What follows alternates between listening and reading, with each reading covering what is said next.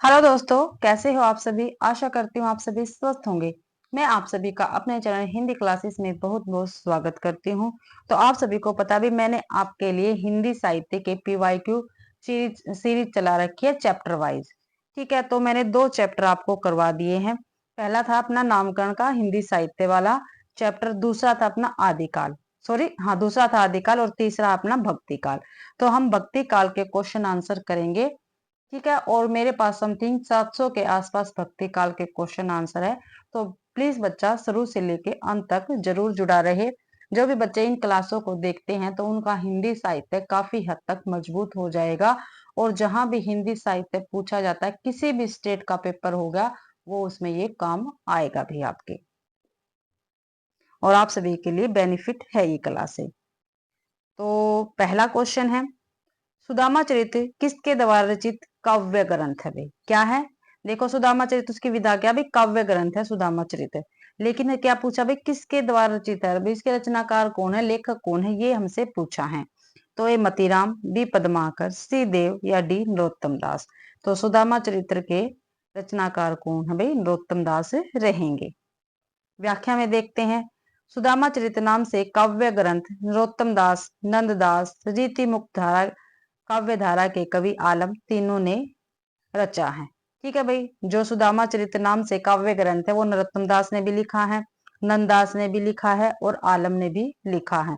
अगर हमारे ऑप्शन में ये तीनों नाम आ जाते और उपरोक्त सभी होता तो हम उपरोक्त सभी लगाते भाई। अब हमारे ऑप्शन में नरोत्तम दास था और अन्य नाम थे, लेकिन नरोत्तम दास अब अपना ठीक है। नरोत्तम दास रचित सुदामा चरित्र अवधि भाषा का काव्य ग्रंथ है। ठीक है, नरोत्तम दास द्वारा लिखित जो सुदामा चरित्र है, ठीक है, सुदामा चरित्र है जो काव्य ग्रंथ, उसकी भाषा कैसी है? तो अवधि भाषा भाई, आपको ध्यान रखनी है। हमें क्वेश्चन में से क्वेश्चन निकाल के याद करना, तो हमें अच्छी प्रकार से याद हो गए। एक क्वेश्चन के साथ हम काफी सारे क्वेश्चन कवर कर पाएंगे। ललित ललाम, रसराज, अलंकार पंचाशिका मतीराम के ग्रंथ है। तो मतीराम के ग्रंथ कौन कौन से हैं? ललित ललाम मतीराम का है, रसराज मतीराम का है, अलंकार पंचाशिका मतीराम के ग्रंथ रहेंगे भाई। और पद्माकर के प्रमुख ग्रंथ कौन कौन से हैं? पद्माभरण है, जगत विनोद है, प्रबोध पचासा, ये पद्माकर के ग्रंथ रहेंगे भाई। दूसरा क्वेश्चन है, गंग किस राजा के दरबारी कवि थे? जो गंग कवि है वो किस राजा के दरबारी कवि थे, ये पूछ रखा है। तो ए राजा मानसिंह के, बी महाराणा प्रताप के, सी अकबर के, डी पृथ्वीराज चौहान के। तो अपना सी ऑप्शन बिल्कुल ठीक रहेगा। जो गंग कवि थे वो अकबर के दरबारी कवि थे भाई। व्याख्या में देखते हैं, गंग मुगल कालीन राजा अकबर के दरबारी कवि थे। कवि गंग का पूरा नाम क्या था? गंगा प्रसाद था भाई। क्या है? देखो, क्वेश्चन में से क्वेश्चन निकलने लग रहा है। गंग का पूरा नाम क्या था? गंगा प्रसाद था। क्या था भाई? पूरा नाम गंगा प्रसाद था। कवि गंग बीरबल के बाल सखा तथा रहीम के विशेष कृपा पात्र थे। बीरबल के तो क्या थे? ये बाल सखा थे भाई। और रहीम के कृपा पात्र थे भी विशेष। आगे है, कवि गंग ने शहजादा खुरमन की प्रशंसा में एक छंद लिखा, जिस कारण नूर जहां ने ईर्ष्या वंश उन्हें हाथी से कुचलवा दिया भाई। किसने कुचलवाया था गंग कवि को हाथी से? तो नूरजहां ने। आपको ध्यान रखना है। कवि गंग के प्रमुख ग्रंथ निम्नलिखित है, गंग पदावली, गंग पचीसी, गंग रत्नावली। गंग कवि का अंतिम छंद निम्न है।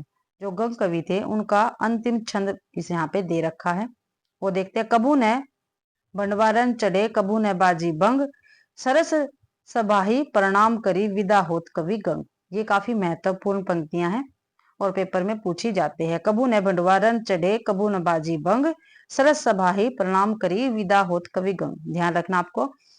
भिखारी दास ने गंग के संदर्भ में लिखा। जो भिखारी दास अपने कवि हुए हैं, उन्होंने भाई गंग जो हमारे कवि है इनके विषय में लिखा है। तुलसी गंग दुओ भय, सुकवि कवियन के सरदार। क्या भी? तुलसी गंग दोनों दुओ भय, सुकविरन के सरदार है। तीसरा क्वेश्चन है, धर्म का प्रवाह कर्म, ज्ञान और भक्ति इन तीनों धाराओं में चलता है। यह इनमें से किसका कथन है भाई? धर्म का प्रवाह क्या है? कर्म, ज्ञान और भक्ति इन तीनों से द्वारा चलता है। इस कथन के कौन है भाई लेखक? तो ए रामचंद्र शुक्ल है, बी हजारी प्रसाद द्विवेदी, सी राम कुमार वर्मा है, डी नगेंद्र है। तो भाई ए ऑप्शन बिल्कुल ठीक रहेगा, रामचंद्र शुक्ल जी इस कथन के लेखक रहेंगे। व्याख्या में देखते हैं, धर्म का प्रवाह कर्म, ज्ञान और भक्ति इन तीनों धाराओं में चलता है, यह रामचंद्र शुक्ल का कथन है भाई। आचार्य रामचंद्र शुक्ल ने भक्ति काल के संदर्भ में कहा है कि धर्म का प्रवाह कर्म, ज्ञान और भक्ति इन तीनों धाराओं से चलता है। इन तीनों के सामंजस्य से ही धर्म अपनी सजीव दशा में रहता है। किसी एक के भी अभाव में वह विकलांग रहता है। कर्म के बिना वह लंगड़ा लूला लूला लंगड़ा, ज्ञान के बिना अंधा और भक्ति के बिना हृदय विहीन क्या निष्प्राण रहता है। ठीक है, देखो क्या क्या कहा यहाँ पे, कर्म के बिना तो लूला लंगड़ा, ज्ञान के बिना अंधा, ठीक है अंधा भाई, और भक्ति के बिना हृदय विहीन भाई। आगे क्वेश्चन है, नेक्स्ट क्वेश्चन देखते हैं। नहीं भी अभी इसकी व्याख्या चल रही है, काफी महत्वपूर्ण व्याख्या में बातें होती है, तो आपको ध्यान देने योग्य बातें होती है, सारी आपको ध्यान में रखनी है। आचार्य हजारी प्रसाद द्विवेदी ने भक्ति आंदोलन को लोक जागरण की संज्ञा दी है। तो पूछा जाता है लोक जागरण की संज्ञा भक्ति काल को किसने दी है, तो आचार्य हजारी प्रसाद द्विवेदी ने दी है भाई। रामविलास शर्मा ने कहा भक्ति आंदोलन एक जातीय और जनवादी आंदोलन है। क्या कहा है रामविलास शर्मा ने भक्ति आंदोलन के विषय में, तो भक्ति आंदोलन क्या है, एक जातीय और जनवादी आंदोलन है। डॉक्टर राम कुमार वर्मा ने भक्ति काल की निर्गुण ज्ञानाश्री काव्य धारा को संत काव्य और प्रेमाश्री काव्य धारा को सूफी काव्य कहकर पुकारा। किसने, राम कुमार वर्मा ने भी। ध्यान में रखना है, निर्गुण ज्ञानाश्री काव्य धारा को संत काव्य और प्रेमाश्री काव्य धारा को सूफी काव्य कहा है राम कुमार वर्मा ने। आगे है, डॉक्टर नगेंद्र ने भक्ति काल की समय सीमा 1350 से 1650 ईस्वी तक मानी है। तो नगेंद्र ने कितनी मानी है भक्ति काल की समय सीमा, 1650 ईस्वी से 1650, 1350 से 1650 ईस्वी तक भाई। आगे जॉर्ज ग्रियर्सन ने भक्ति काल को हिंदी साहित्य का स्वर्णिम युग कहा है। ठीक है, ध्यान रखना, काफी बार पेपर में पूछा गया है ये क्वेश्चन। ठीक है, घुमा फिरा के क्वेश्चन पूछे जाते हैं। ठीक है, ऐसे पूछा जाता है स्वर्णिम युग भक्ति काल को किसने कहा है। ठीक है, हिंदी का स्वर्णिम युग भक्ति काल को किसने कहा, ऐसे भी क्वेश्चन पूछ लिया जाता है। और यहाँ पे सीधा बताया कि जॉर्ज ग्रियर्सन ने भक्ति काल को हिंदी साहित्य का स्वर्णिम युग कहा है। आगे है फोर्थ क्वेश्चन, रामचंद्र शुक्ल के अनुसार रहीम के बारे में कौन सी बातें सही हैं। भाई रामचंद्र शुक्ल के अनुसार बताने, जो रहीम है हमारे पास कवि हुए, उनकी क्या है सही बात बतानी है। ठीक है, तो देखते हैं इनमें से सही बातें कौन कौन सी है भाई। तो संस्कृत अरबी, क्या भाई संस्कृत अरबी और फारसी के पूर्ण विद्वान थे रहीम जी, रामचंद्र शुक्ल ने कहा बिल्कुल ठीक है। हिंदी काव्य के उतने मर्मज्ञ कवि नहीं थे जितने फारसी की, ये क्या है गलत है, तो बी गलत है। जहां भी बी है उसको देख लेते हैं, ए बिल्कुल ठीक है। तो देखो ए हमारे चारों ऑप्शन में है, लेकिन बी इसमें नहीं, इसमें है कट गया, इसमें है ये कट गया। आगे देखते हैं, सी है, उनकी दानशीलता हृदय की सच्ची प्रेरणा के रूप में थी। अभी उनकी दानशीलता हृदय की सच्ची प्रेरणा के रूप में थी, बिल्कुल ठीक है ये भी, यानी ए भी सही है और सी भी ठीक है, दोनों में है। आगे देखते हैं, उनकी सभा विद्वानों और कवियों से सदा भरी रहती थी, ये भी बिल्कुल ठीक है, डी भी बिल्कुल ठीक है, तो डी यहाँ है। ई और देख लेते हैं, जब इनसे कोई कुछ मांगने आता तब भी उन्हें अपनी दरिद्रता का अनुभव नहीं होता था भाई, तो ये भी क्या है गलत है, तो डी ऑप्शन ठीक रहेगा, ए सी और डी। ये बिल्कुल रहीम के बारे में रामचंद्र शुक्ल जी ने सही कहा है। रहीम संस्कृत अरबी और फारसी के पूर्ण विद्वान थे। उनकी दानशीलता हृदय की सच्ची प्रेरणा के रूप में थी। उनकी सभा विद्वानों और कवियों से सदा भरी रहती थी। रहीम की रचनाएं हैं बरवे नाई का भेद, ये अवधी भाषा में है। बरवे नाई का भेद किसके, रहीम की है, और किस भाषा में, अवधी में है। रास पंचाधाई रहीम की है। श्रृंगार सोरठा रहीम की है। मदनाष्टक इन्हीं के भाई रहीम की। और मदनाष्टक जो है 8 छंद की एक स्वतंत्र रचना है। कितने छंद है मदनाष्टक में, 8। ठीक है, खेट कौतुकम ये ज्योतिष ग्रंथ है और रहीम का ये है खेट कौतुकम भाई। आगे है पांचवा क्वेश्चन, रहीम की कविता नगर शोभा की मुख्य विशेषता क्या है। जो रहीम की कविता है नगर शोभा, ठीक है, देखो 3 क्वेश्चन तो यहीं पे हो गए। नगर शोभा किसकी कविता है, ये रहीम की है। फिर इसकी विदा क्या होगी नगर शोभा की, ये क्या है, कविता है। ठीक है, तो पहला ऑप्शन रहेगा, इसमें नगर का संकुचित वर्णन किया गया है, नगर शोभा में, बिल्कुल ठीक है। इसमें वर्ण व्यवस्था के अनुसार उनके जाति की स्त्रियों का वर्णन किया गया है, बिल्कुल ठीक है भाई, वर्ण व्यवस्था के अनुसार है भाई। ठीक है, आगे है, इस इसमें स्त्रियों को उत्कृष्ट कोटि का बताया गया, ये गलत है भाई। स्त्री को क्या है, उत्कृष्ट कोटि का नहीं बताया गया है नगर शोभा में, तो ई गलत है, जहां भी ई है उसको काट देंगे। सॉरी, तीन है, जहां पे तीन है उसको काट देंगे। तो यहाँ पे तीन है, यहाँ पे तीन है, तो ए और डी हमारे पास रह गया भाई। फोर्थ देखते हैं, ये स्त्रियां अपना उत्पाद बेचने काम करती थी भाई, अपना उत्पाद बेचने का काम करती थी ये स्त्रियां, बिल्कुल ठीक है। तो एक दो और चार ठीक है, एक दो चार ठीक है, एक दो चार यहाँ पे है, ए ऑप्शन अपना ठीक रहेगा। आगे क्वेश्चन है, क्वेश्चन की व्याख्या है, ये देखते हैं। जो रहीम की कविता है नगर शोभा, इसकी मुख्य विशेषताएं हैं। इस कविता में नगर का संकुचित वर्णन किया गया है। इसमें वर्ण व्यवस्था के अनुसार उनकी जाति की स्त्रियों का वर्णन किया गया है। ये स्त्रियां अपना उत्पाद बेचने का काम करती है। ठीक है, इसलिए एक, तीन और चार बिल्कुल ठीक रहेगा। छठा क्वेश्चन है भाई, जन्म काल के अनुसार निम्नलिखित भक्त कवियों की सही अनुक्रम बताना। भाई जन्म काल के अनुसार बताना भक्त कवियों का सही अनुक्रम। तो देखते हैं, सूरदास भी, सूरदास, तुलसीदास, दादू, मीरा। तो इनसे सबसे पहले आएंगे सूरदास। सूरदास यहाँ पे है, सूरदास का जन्म हुआ था 1478 में। ठीक है, मीराबाई का जन्म है 1516 में भाई, और जो तुलसीदास है 1532 में, और फिर दादू का 1544 में। तो इसके अकॉर्डिंग तो कोई भी ऑप्शन ठीक नहीं है हमारे पास। ठीक है, सूरदास के बाद तुलसीदास दे रखे, लेकिन मीरा आनी थी यहाँ पे। ठीक है, तो देख लेना, नीचे व्याख्या में देखते हैं। जन्म काल के अनुसार भक्त कवियों का सही अनुक्रम है, सूरदास 1478 ईस्वी, मीरा 1516 ईस्वी, तुलसीदास 1532 ईस्वी, और दादू है 1544। ठीक है, और आयोग ने भाई इसका उत्तर बी माना है। ठीक है, बी ऑप्शन में देख लेते हैं, सूरदास, तुलसीदास, मीरा और दादू। सातवां क्वेश्चन है, कृपाराम द्वारा रचित नायिका भेद की सबसे पुरानी पुस्तक है। ठीक है, कृपाराम द्वारा रचित पूछी भाई नायिका भेद की, तो ए हितरंगिणी, बी श्रुति भूषण, सी उज्जवल नीलमणि, या डी कर्णाभरण। तो ए ऑप्शन ठीक रहेगा, हितरंगिणी किसकी है, कृपाराम की, और ये नायिका भेद की सबसे पुरानी पुस्तक रहेगी। व्याख्या में देखते हैं, कृपाराम कृत हितरंगिणी 1541 ईस्वी की रचना है। ठीक है, हितरंगिणी का प्रकाशन कब हुआ था भाई, 1541 में हुआ था। रीति निरूपण की सबसे पुरानी पुस्तक मानी जाती है। जो हितरंगिणी है वो रीति निरूपण की पुस्तक है। इसमें नायक नायिका के भेदोभेद का उल्लेख है। यह 5 तरंगों में विभक्त है। यह काव्य भाषा में रचित सतसई काव्य परंपरा का प्रथम ग्रंथ है। सतसई परंपरा का काव्य ग्रंथ है ये। ठीक है, ध्यान रखना है।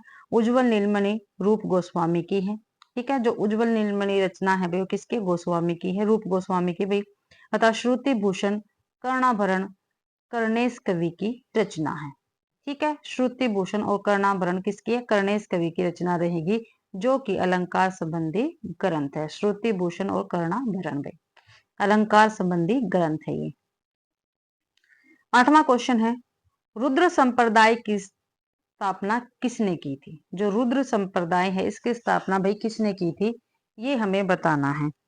तो ए रुद्र स्वामी ने, बी श्री स्वामी ने, सी विष्णु स्वामी ने, डी निम्बारकाचार्य ने। तो सी ऑप्शन अपना ठीक रहेगा, रुद्र संप्रदाय की रचना भाई विष्णु स्वामी ने की थी।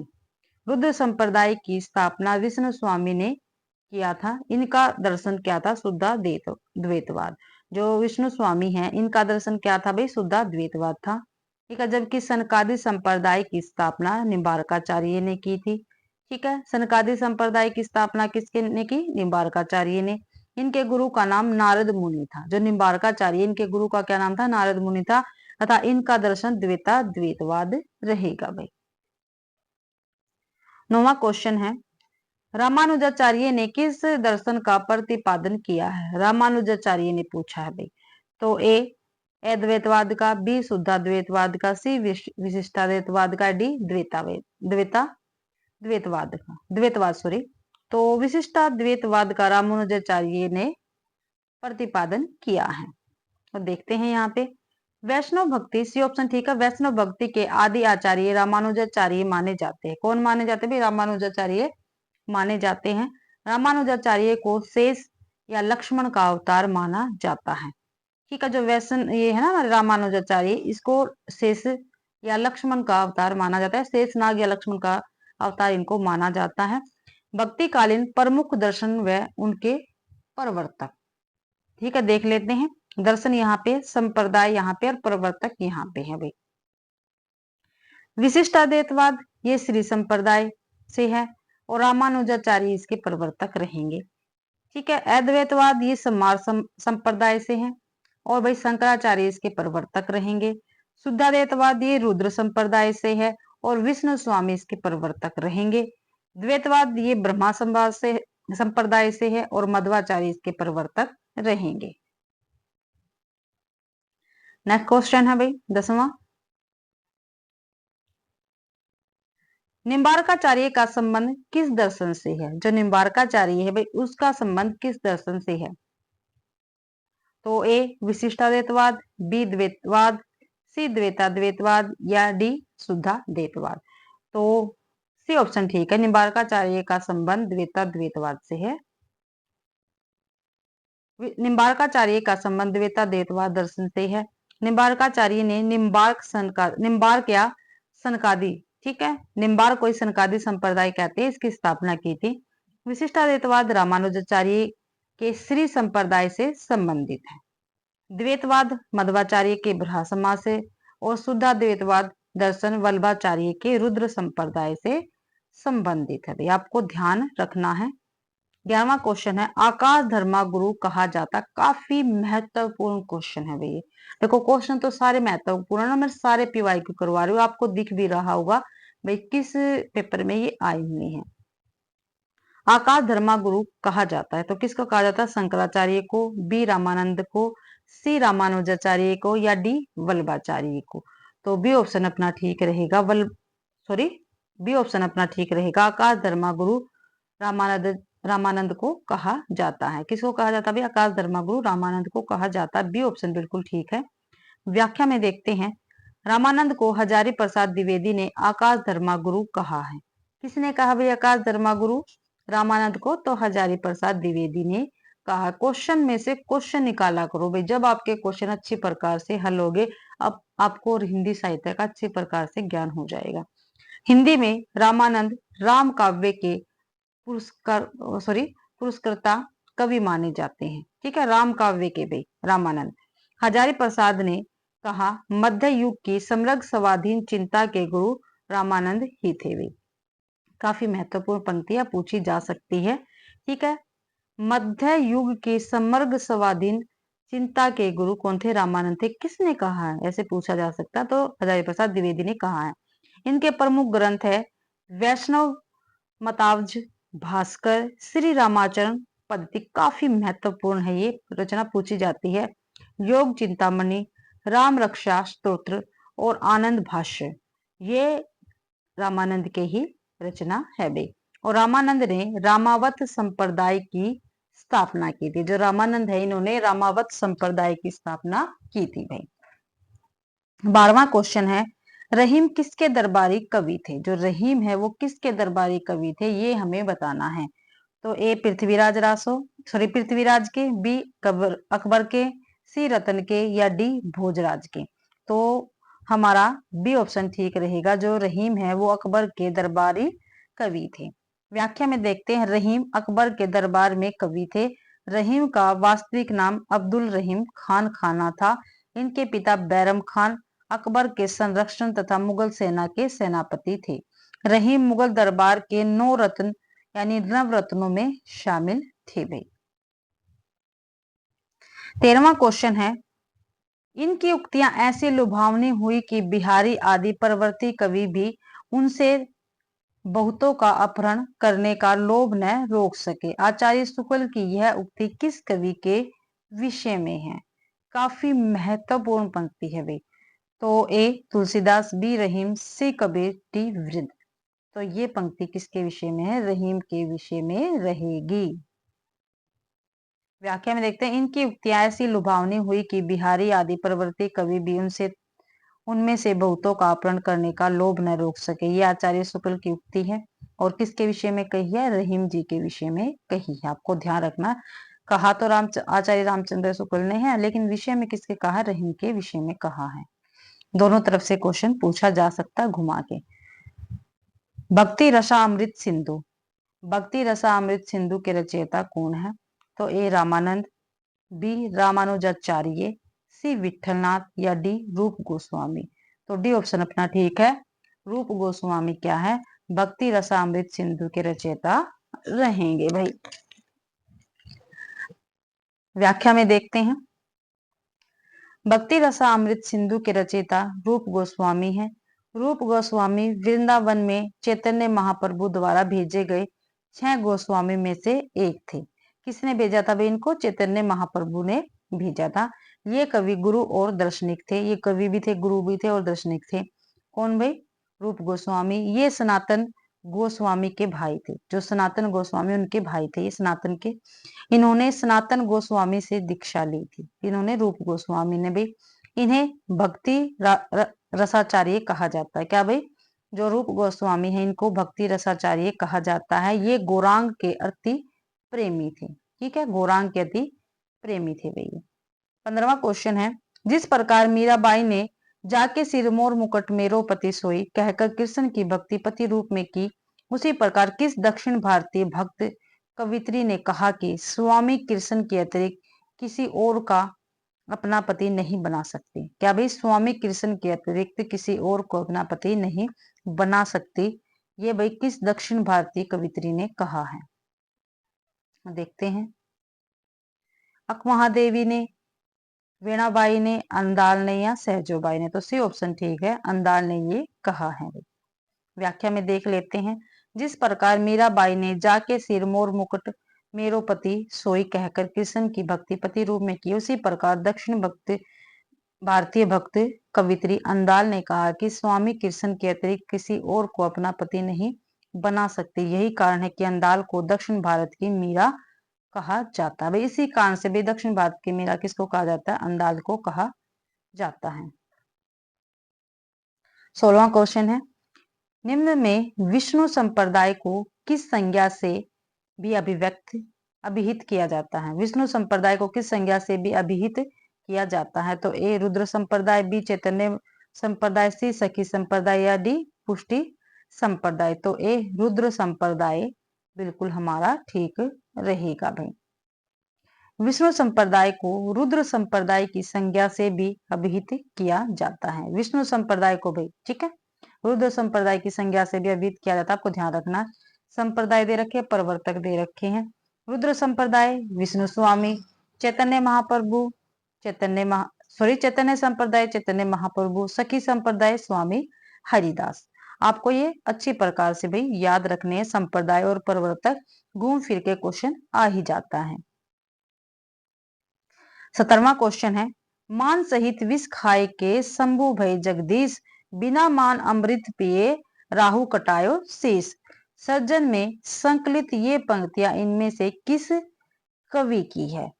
ठीक है भाई, सर्जन में संकलित है। आपको ये ध्यान रखना, ये पंक्तियां, मान सहित विष खाए के शंभु भय जगदीश, विष मान अमृत पिए राहु कटायो शीश। तो ए रहीम, बी कबीर, सी कृपाराम या डी बिहारी। तो ये भाई रहीम की पंक्तियां रहेगी और सर्जन में संकलित है।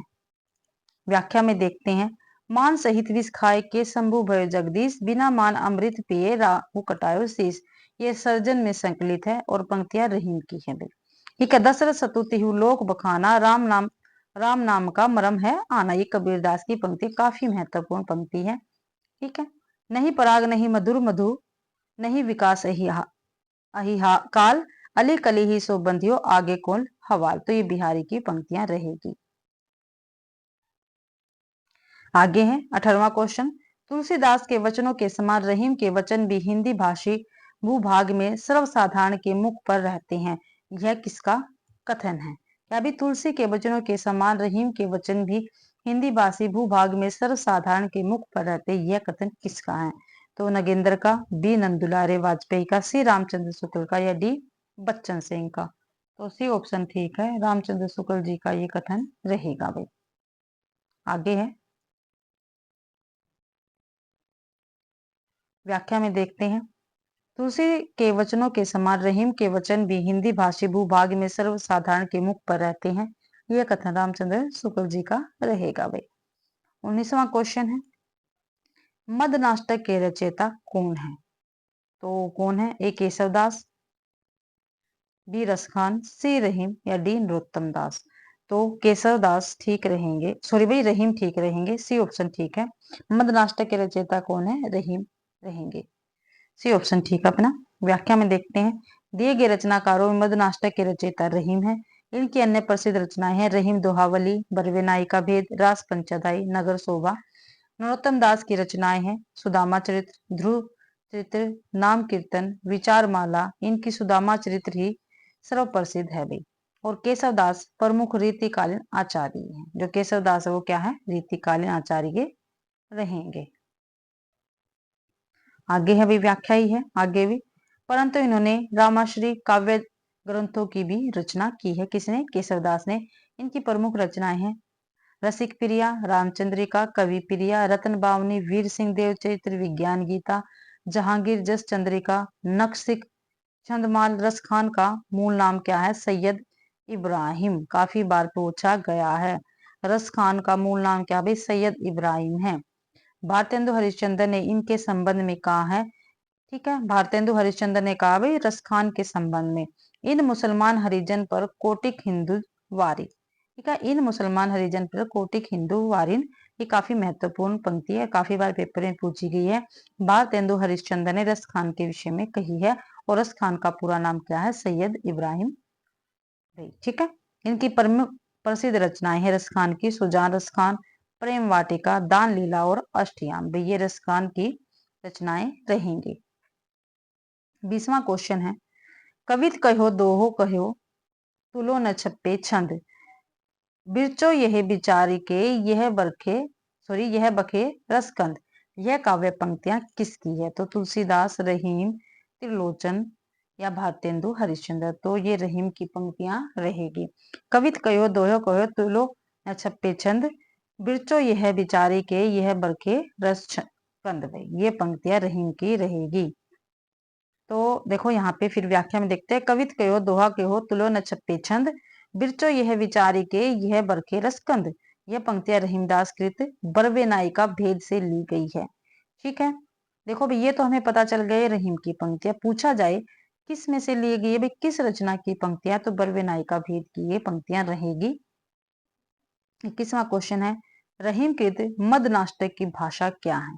जो मदनाष्टक है इसकी भाषा पूछी है क्या है, और मदनाष्टक किसकी रचना है? रहीम की रचना रहेगी। ए खड़ी बोली, बी अवधि, सी ब्रज, या डी राजस्थानी। तो खड़ी बोली की ये रचना रहेगी। मदनाष्टक की भाषा क्या है? खड़ी बोली है। व्याख्या में देखते हैं भाई, मुगल शासक अकबर के दरबारी नवरत्नों में से एक कवि अब्दुल रहीम खान खाना ने अवधि, ब्रज एवं खड़ी बोली तीनों में रचनाएं की। मदनाष्टक रहीम की खड़ी बोली में रचित काव्य ग्रंथ है। इसके अतिरिक्त रहीम ने अवधि भाषा में बरवे नाई का भेद तथा ब्रज भाषा में रहीम दोहावली या रहीम सतसई की रचना की है। ठीक है भाई, देखो खड़ी बोली में तो मदनाष्टक हो गया, ठीक है, अवधि भाषा में बरवे नाई का भेद हो गया, और रहीम दोहावली और रहीम सतसई होगी ब्रज भाषा में। ठीक है, आगे देखते 22वां क्वेश्चन है, खेट कोतुकम किसकी रचना है? तो खेट कोतुकम की रचना किसकी है भाई? ए रहीम, बी रसखान, सी कविगंग, या डी दादू दयाल। तो ए ऑप्शन ठीक है, खेट कोतुकम रहीम की रचना है। इनकी अन्य रचनाएं हैं नगर शोभा, बरवे नाई का भेद, रहीम दोहावली या सतसई, श्रृंगार सोष्टा, मदनाष्टक, राज पंचाध्याय आदि है। रहीम का ब्रज एवं अवधि भाषा पर सम्मान अधिकार था। इन्होंने मुख्यतः मुक्त शैली अपनाई है। कैसी शैली अपनाई है भाई? रहीम ने मुक्तक शैली अपनाई है। ये हिंदी साहित्य में नीतिकार के रूप में प्रसिद्ध है। पूछा जाता है भाई रहीम जी कैसे कवि है, तो नीतिकार कवि रहेंगे। बरवे नायिका भेद, नगर शोभा रहीम की नीति संबंध ग्रंथ है। कौन कौन से बरवे नायिका भेद, नगर शोभा, ठीक है, ये नीति संबंध ग्रंथ है रहीम के।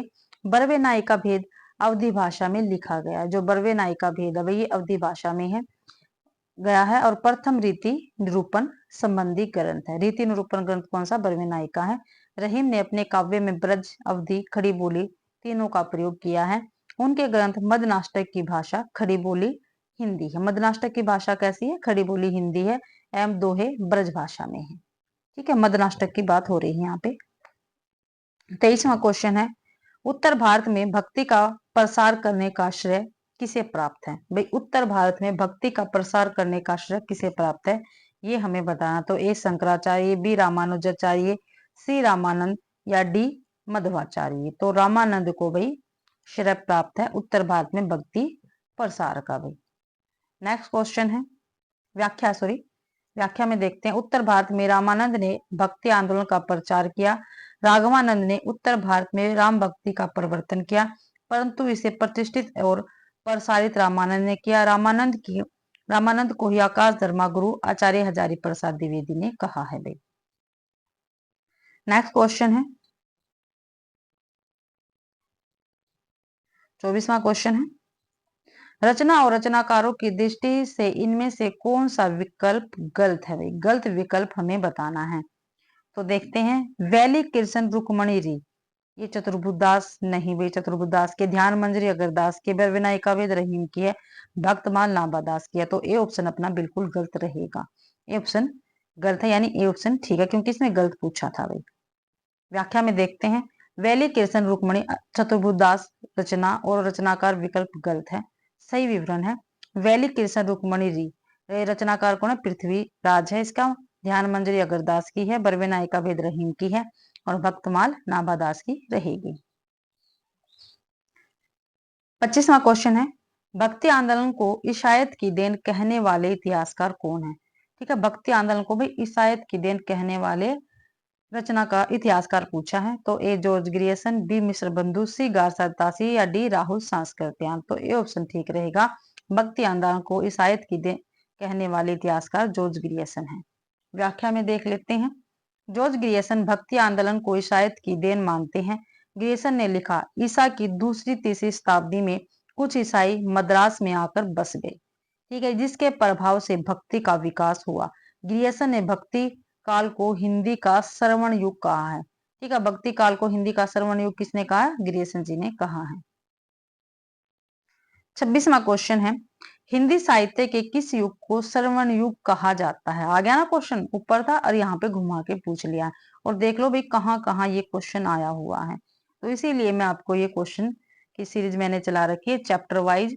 ठीक है, तो ए रीतिकाल को, बी आदिकाल को, सी आधुनिक काल को या डी भक्ति काल को। तो डी ऑप्शन अपना ठीक है, भक्ति काल को ही श्रवण युग कहा गया है। और किसने कहा है? जॉर्ज ग्रियर्सन ने कहा है। भाई व्याख्या हम देख लेते हैं, हिंदी साहित्य के भक्ति काल को श्रवण युग कहा जाता है। जॉर्ज ग्रियर्सन ने भक्ति काल को श्रवण युग कहा। रामविलास शर्मा ने भक्ति काल को लोक जागरण काल नाम से पुकारा भी। लोक जागरण काल किसने कहा? रामविलास शर्मा ने। और हजारी प्रसाद द्विवेदी ने भक्ति काल आंदोलन को लोक जागरण की संज्ञा दी है। आगे है 27वां क्वेश्चन, भक्ति आंदोलन को लोक जागरण किसने कहा? आ गया भी क्वेश्चन, लोक जागरण। ए नगेंद्र सॉरी, बी राहुल सांस्कृत्यायन, सी रामविलास शर्मा, डी हजारी प्रसाद द्विवेदी ने। तो डी ऑप्शन ठीक है, लोक जागरण हजारी प्रसाद द्विवेदी ने कहा भक्ति काल को भी। हजारी प्रसाद द्विवेदी ने भक्ति आंदोलन को लोक जागरण काल कहा है। आचार्य हजारी प्रसाद द्विवेदी ने भक्ति आंदोलन के उदय के संदर्भ में कहा है। लेकिन जोर देकर कहना चाहता हूँ, काफी महत्वपूर्ण पंक्ति अभी काफी बार पेपर में पूछी गई है।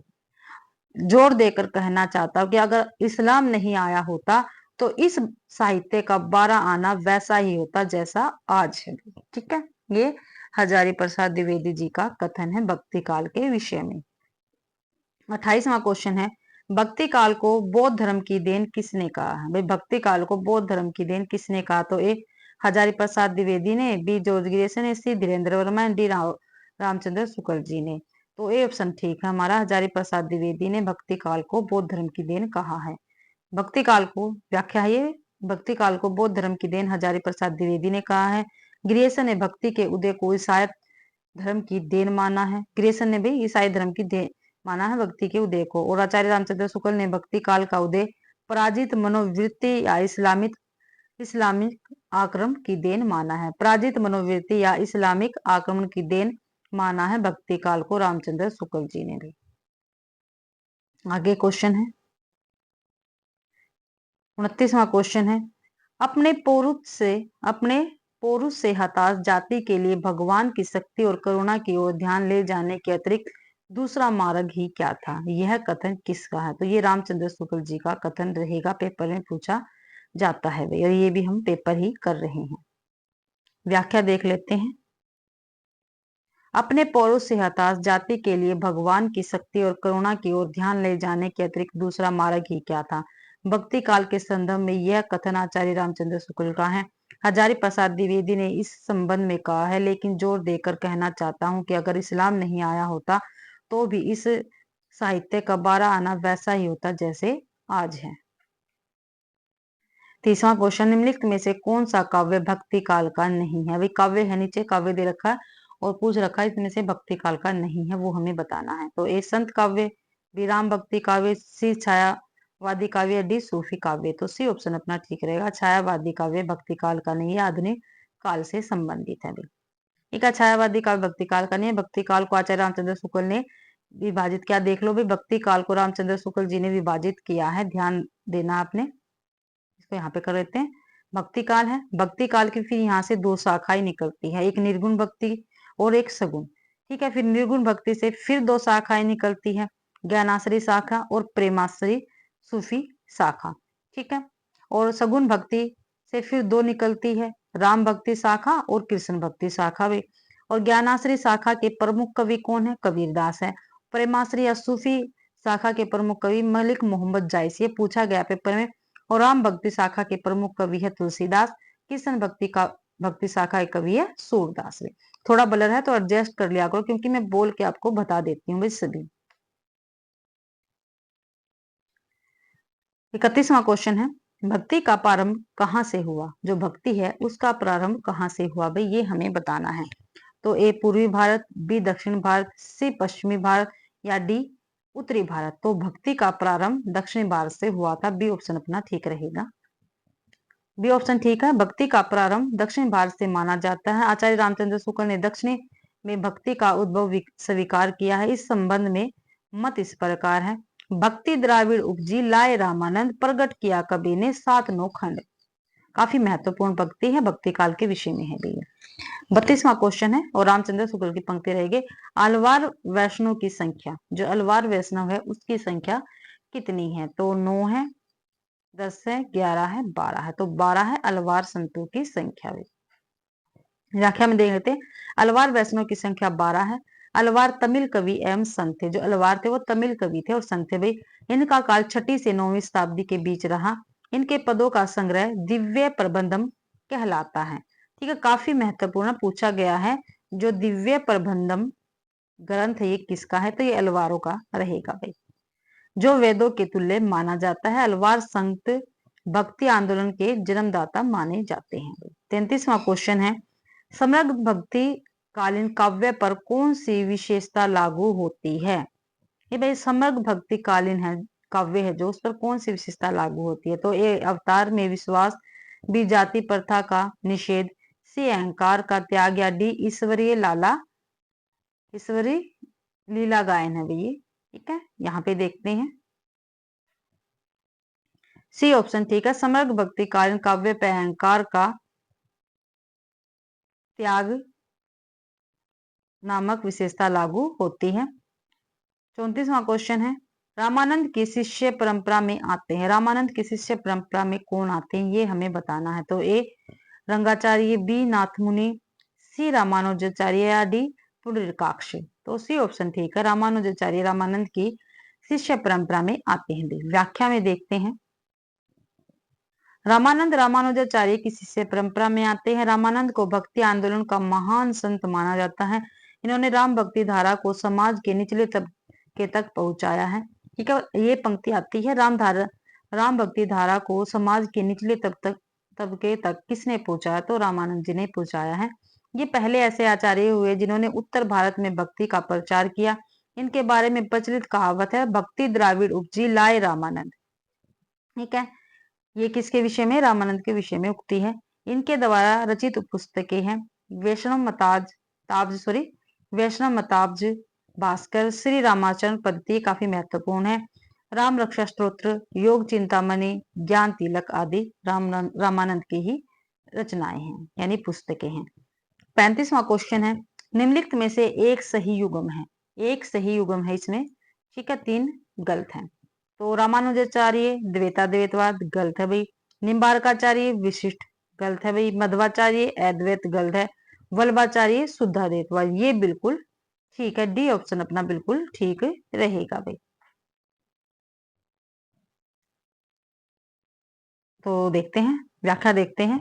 वल्लभाचार्य शुद्धाद्वैतवाद युग्म सही है। वल्लभाचार्य का दर्शन मत क्या था? शुद्धाद्वैतवाद था। वल्लभाचार्य द्वारा रचित ग्रंथ है पूर्व मीमांसा भाष्य। पूर्व मीमांसा भाष्य किसका? वल्लभाचार्य का। उत्तर मीमांसा या ब्रह्मसूत्र जो अनुभाष्य के नाम से प्रसिद्ध है। ठीक है, जो ब्रह्मसूत्र है जो अनुभाष्य के नाम से प्रसिद्ध है और ये किसका? वल्लभाचार्य का है। श्रीमद् भागवत की सूक्ष्म टीका तथा सुबोधनी टीका तत्वदीप निबंध इन्हीं के ही ग्रंथ, इन्हीं के ही रचना रहेगी। ठीक है, तो आज की क्लास में हम 35 क्वेश्चन ही करेंगे। ठीक है, क्योंकि काफी लंबी क्लास हो गई है भाई। देखो 40 मिनट की क्लास हो गई है। 35 क्वेश्चन मैंने आपको इस क्लास में करवा दिए हैं। आशा करती हूँ भाई आप सभी को ये क्लास पसंद आई होगी और हर एक क्लास में आपको 35 क्वेश्चन ही मिलेंगे भाई।